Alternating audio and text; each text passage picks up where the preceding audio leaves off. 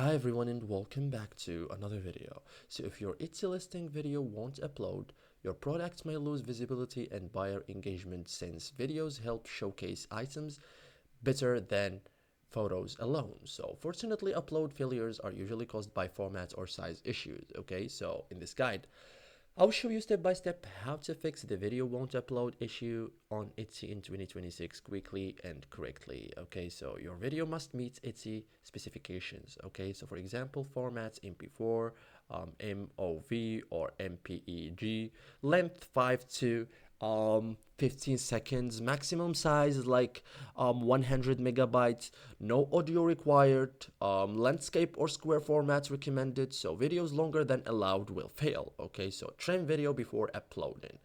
So trim or compress the video. So large or long videos are the number one problem. So quick fix, for example, on iPhone, open video editor, the video or anything, trim to 5 to 15 seconds and export in 1080 pixels or lower. Okay.